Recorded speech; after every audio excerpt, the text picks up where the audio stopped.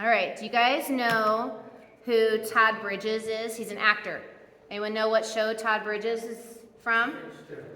Different Strokes. You guys, good job. Yeah, he was in, I did not realize this, I was reading his bio. He was in Little House on the Prairie. I don't remember that. What was the other show? The Waltons. He was on The Waltons. I did not know. I watched both those shows. I know, I did not think of that either. But what's the most famous line from Different Strokes? What you talking about? I got it for you. Just in case you didn't know. I can't afford that. Get it done. That's the whole idea in the first place. Money is a job. Well, what I did not realize about Todd Bridges is, like many young actors, he fell into some really bad habits. And while he was in Different Strokes, he's the Willis of what you're talking about, Willis. He's Willis, if you didn't realize that. Todd Bridges is. While he was on the show, he started using marijuana. And eventually, his addiction got worse and worse and worse. He then moved into methamphetamines, crack cocaine, and it got so bad, his acting career was not sufficient to pay for all the drug use. He started dealing drugs. He was arrested multiple times. At one point, he was tried for murder of a drug dealer. He was exonerated, but things got really, really bad for Todd in his teens and 20s. And Todd's mom, Mary, was also an actress. That's Mary. She was also an actress, and she is a very firm and stout believer in Jesus. And so she was praying constantly for her son to get better. For years and years and years, she prayed for Todd to get better. And finally, one of her friends said, "You know what, Mary?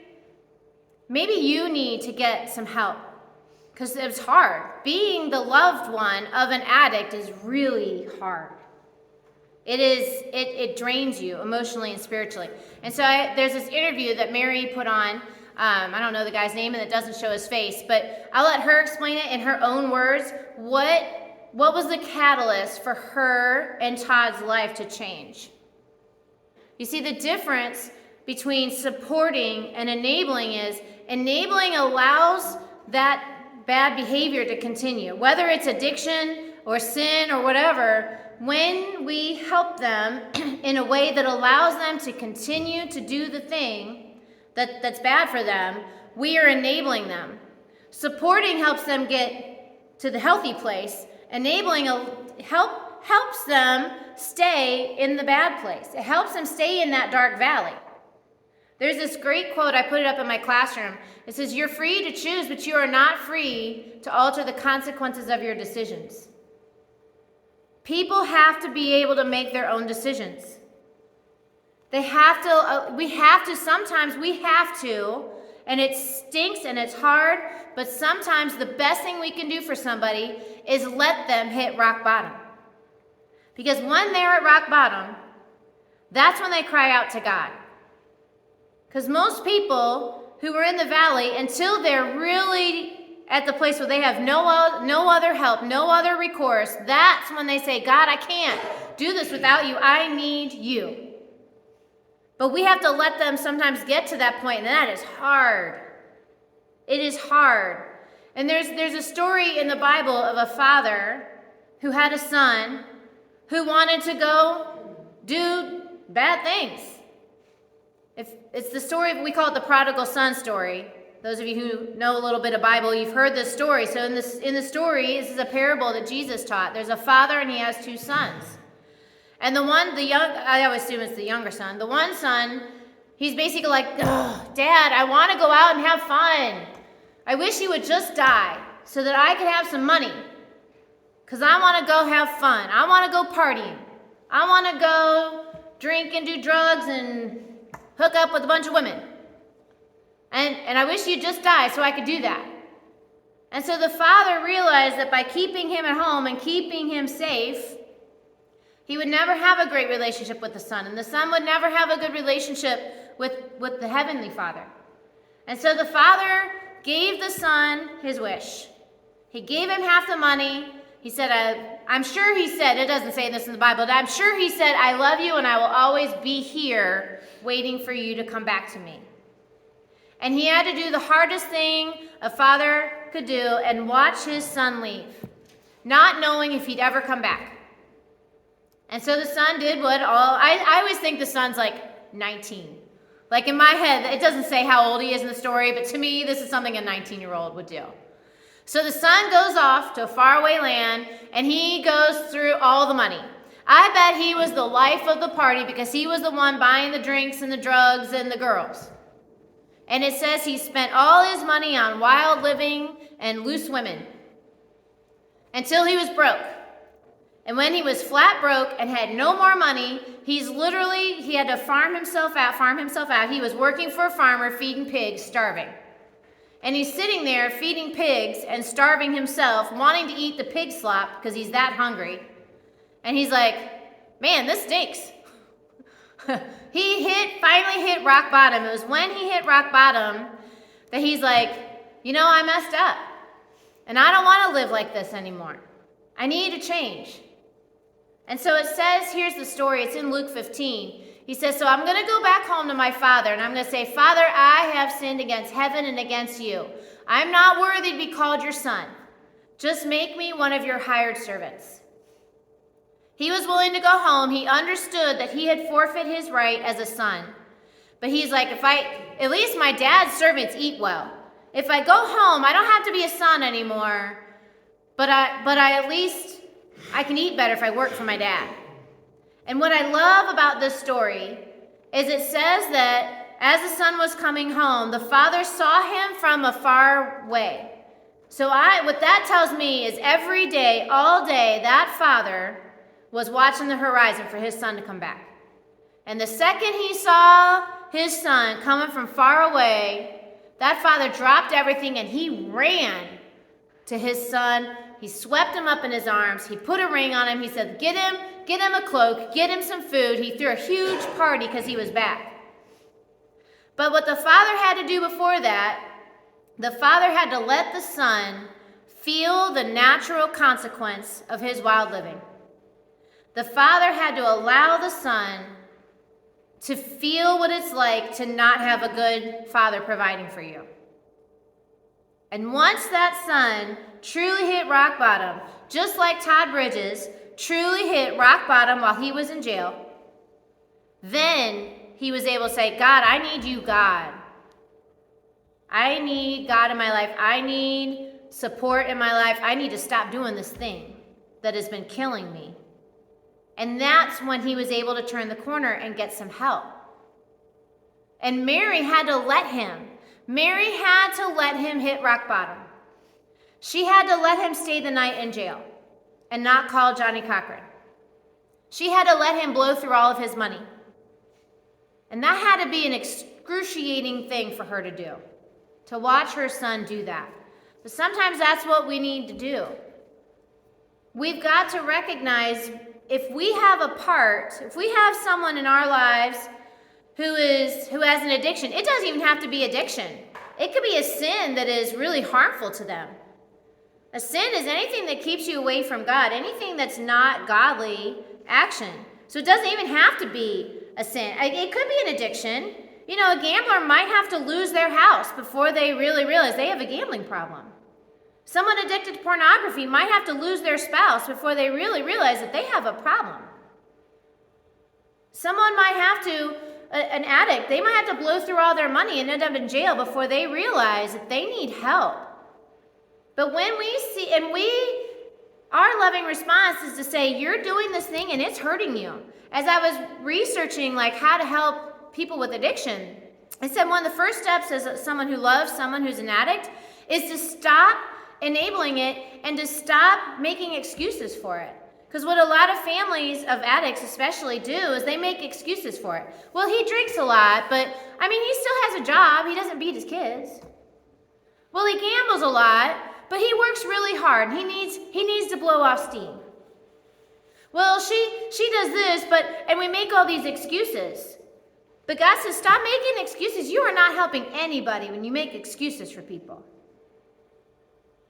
It is our job as Christians, with the people we are close relationship with, not to strangers, with the people with whom we have a close relationship, it is our job to call out their sins.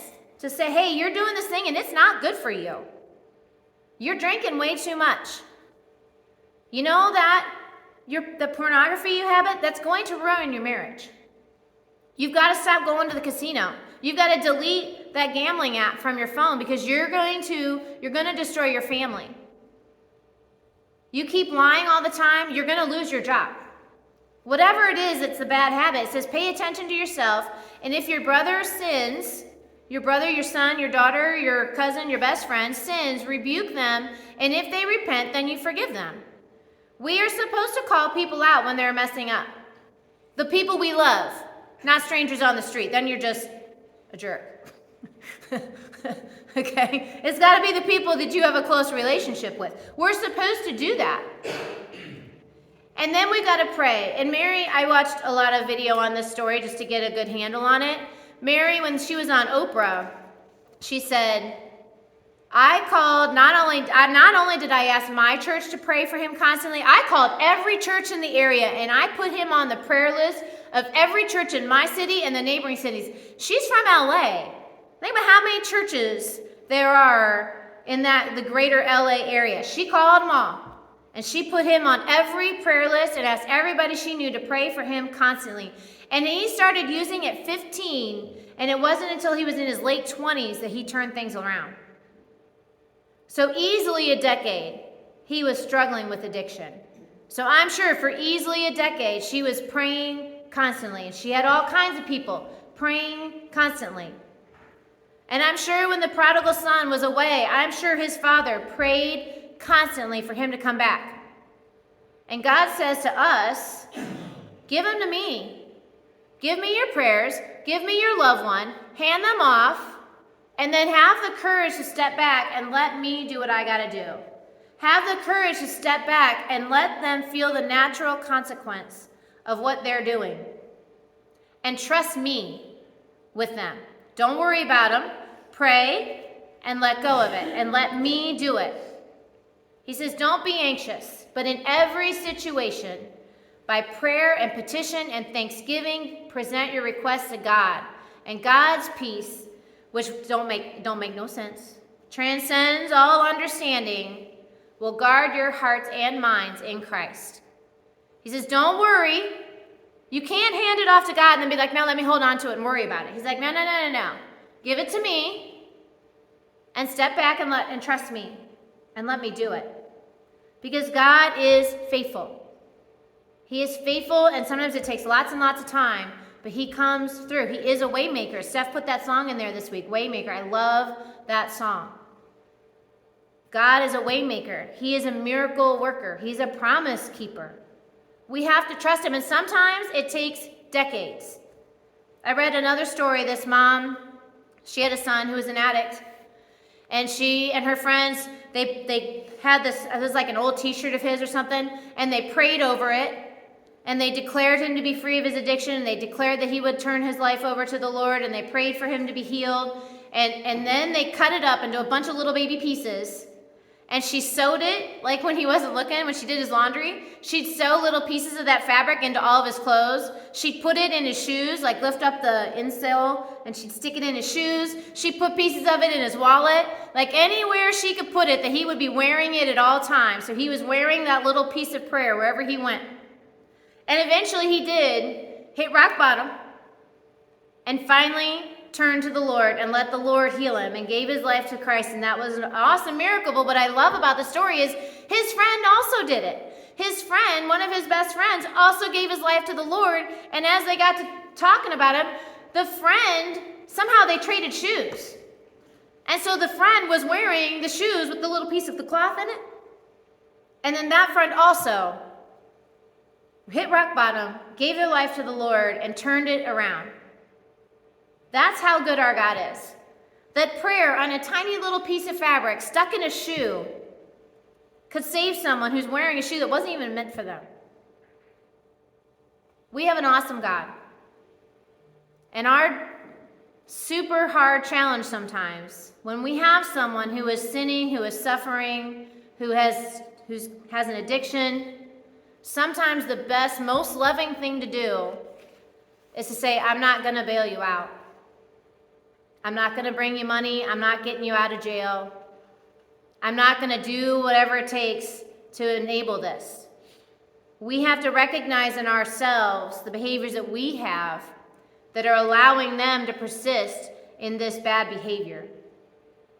And we need to ask the Lord to show us what to do. Sometimes some of us need to get our own support groups. Mary got her own support group. She got into a group of mothers whose children have addictions. And each addiction is different, and how to help them is different depending on the type of addiction. But my challenge for us this week, if you have someone who is really suffering from an addiction, or someone who really is stuck in a sin pattern in your life who you love, is to ask the Lord, show me how I am enabling. Show me how I am helping this bad thing persist. And then have the courage to step back and let them feel the natural consequences of that action so that they'll turn to God, so they'll come home to the loving Father. And eventually, hopefully, come back to you too. And I'm going to tell you, it might be tough. I imagine Todd said some really hurtful things to Mary when she said she wasn't coming to get him out of jail. I imagine that he said or did, I'm sure he cut her out for a while, just like the prodigal son. He didn't send letters home. That father had no idea where he was for a while, if he was even alive. So if they have done or said something really hurtful, if you do this, just understand that it might really stink. They might say and do some really awful and terrible things, and you can't capitulate. They'll say that because they're trying to get you to be like, no, I really do love you, and you'll prove it by continuing to enable them. You've got to stand firm and give your cares, give your fears, give your hopes to the Lord, and then stand back and let God take care of it. Let God prove that He is a waymaker. You have to have the faith that God can come into any situation. He can heal any heart. Nobody is unredeemable. Not one person is unredeemable to the Lord. And all of God's children said, Amen. If you have not said yes to Jesus, if you want to say yes to Jesus, if you want to be a part of the family and you haven't made that decision for yourself in your lifetime, I would love for you to come down and do that. I will walk you through it. And if you need any prayers, you can see any of the board members, Paula, Dale, me, Steph's down, Rob. We would love to pray for you. If you need prayer after service, you can come and see us.